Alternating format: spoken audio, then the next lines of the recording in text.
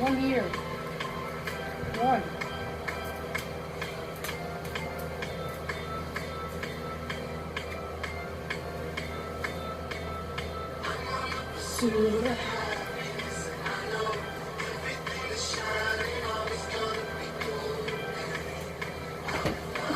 Hey, I'm wet, okay?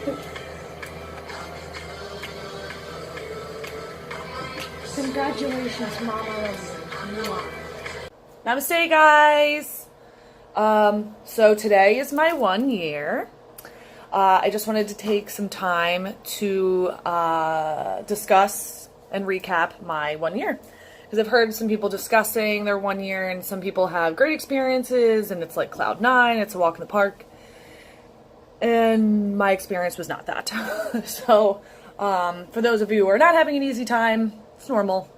Some people don't really get, I guess, a ripple effect, as they call it, until their second year. And who knows? I mean, it's not easy, especially when you come to terms with no longer suppressing feelings anymore. And feelings is probably, at least for me, was the hardest thing for me to deal with.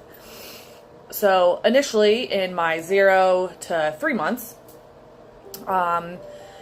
my goal was just to get to a year. I didn't think I was an alcoholic. I just wanted to get to my year and then pretty much Nurse Jackie it. And for those of you who've not watched Nurse Jackie, she pretty much goes ham and relapses in her year of sobriety.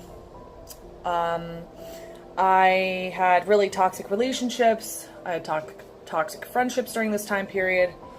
I didn't really have a support group because I didn't think I was an alcoholic. Wasn't viewing myself as an alcoholic.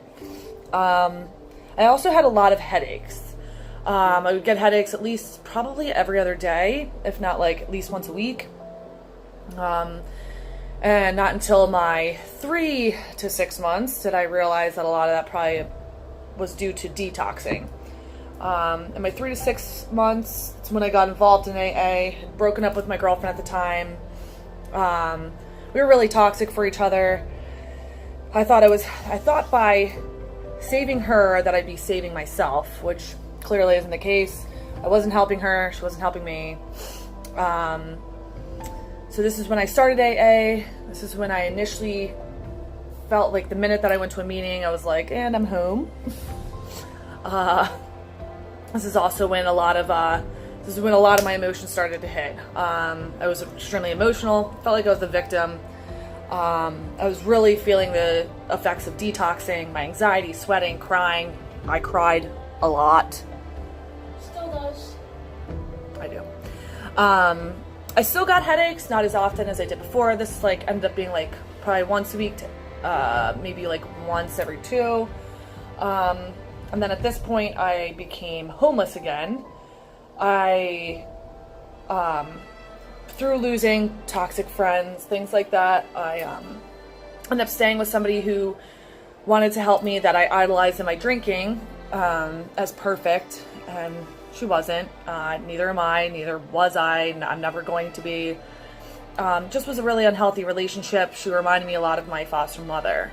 And I thought in some weird, sick way that if I had the relationship with her, then I could mend my relationship with my foster mom type deal. Clearly that's not the case.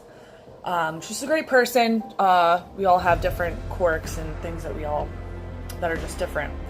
I also lost my job, so I became homeless, then I got a place, then I lost my job. It was like a whole train wreck of emotions. I do have to say, I think that's when my awareness for unhealthy food habits started to play in too, because I would just eat 6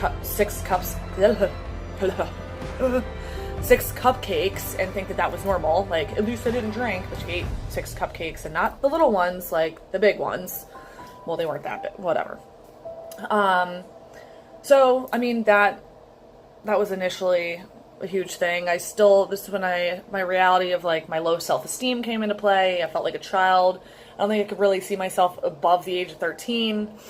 But this is also when I started therapy, because the emotions got really intense. I would throw up because I was feeling super emotional. I hope nobody else experiences that. Luckily by now that's subsided a lot, but some of those emotions are extremely intense. And it drove me nuts. I would just cry a lot because I didn't understand. Like initially what would get me angry when I was drinking, and I would just be angry, although I might have wanted to cry. My first reaction was to get angry. My first reaction now is just to bawl my eyes out. So fun. You know what being 6 months sober is like? Being 6 months pregnant. So my 6 to 9 months, yeah, I felt like I hit a milestone when I reached my 6 months. I just felt very relieved. I was very thankful. Starting to shed a lot of that like rawness and feeling like I was a child. I started to really get more confidence and be grounded. It's also, I think, part of the reason why I started to question AA. I jumped into AA because that's initially what everybody, you know, that's what you hear about. You don't hear about all these other recovery options and stuff like that. And I wish I'd done my research, but it is what it is. And I'm very thankful for AA because it got me to explore more. It got me to realize that I'm an alcoholic. And I also started to make my amends within this period of time. I kind of started off with the easier ones. The ones that I've made more recently and stuff like that were the harder ones. And I just have to say, with everybody that I've made an amends to, thank you. Thank you for being receptive. I'm very thankful because some of the experiences that I put a lot of you through, I definitely did not deserve forgiveness. I hope that you can forgive me on your end, whether you have or you haven't. But I really appreciate the receptiveness. It really means a lot to me. Also, during this period of time, I'd switched jobs. I lost jobs. It was an experience. I'm very thankful. Although I was on unemployment for like 2 months in that period of time, I felt very low, but it made me realize a lot of things, come to realizations about like, I'm always trying to prove something to somebody else. And it made me like really take a look at myself and be like, stop piggybacking, stop being what everybody else wants you to be, and be who do you want to be, Sarah? Like, who is it that you want to be? I was also dating at this time. Clearly, with the last comment I just made, shouldn't have been dating.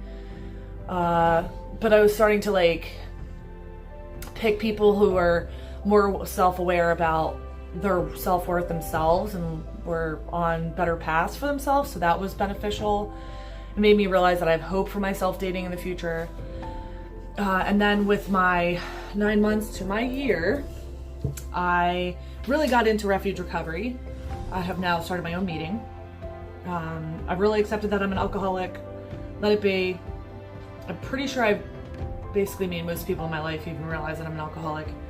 Because for anybody who's watching this new in recovery, you're not sure if you're an alcoholic.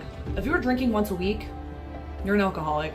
If you were doing your drug once a week, you're an addict.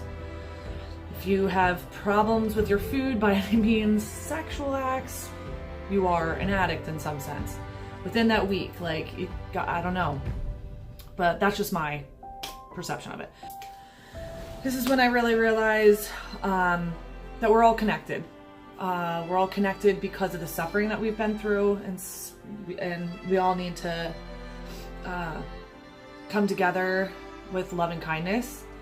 And realizing that was one of the hardest things for me, because for those of you, anybody who's watching this, especially from when I was in my alcoholism, I'm a cunt dragon. I'm not exactly a very nice person. Sometimes I just meet things with anger. So now trying my best to meet things with love and compassion, and no longer realizing that an eye for an eye is going to work, because if we do that, we're all going to end up blind. So it's helped me. I've never really liked spitefulness, but I didn't accept anybody who did it. I was like, oh, I get it, an eye for an eye. Like, no, it's just not the way of living. I started listening to more positive motivational speakers even. Got more into yoga. I just really started paying attention to what's healthy for me, and not so much what's right and wrong. And I really want to thank Vincent D. Pasquale for that, because realizing right and wrong was part of that perfection thing. And that realizing what's healthy and unhealthy was more beneficial for me, because I'm never going to be perfect. And really trying my best in this whole situation to not let my alcoholism ultimately define me. I am an alcoholic, and I leave it there. What works for me doesn't mean that it's going to work for you. And that's just ultimately what my message is here, is like, figure out what works for you, because it's different for everyone. And if you know, like for some people, they can't use mouthwash. Some people cannot have penne alla vodka, and that's completely understandable. For me, that's not where my mind was. That's not where it went. Like the connection wasn't there. Cause what I wanted hard, and I had to get messed up. But yeah, I also, you know, I'm just extremely thankful. And this is where I'm at in my life now. I'm able to enjoy a vacation with my son and actually celebrate the fact that this is my 1 year and that I did do it. And I'm going to continue on this journey from here on out. And I hope that you guys still continue to follow me. We'll just see what happens from this point on. So that's really it for me, guys. I hope that everyone's enjoying and having a happy and sober day. And anybody who's close to an anniversary, a month, a day, whatever it is, congratulations and namaste sober. And I hope you do too.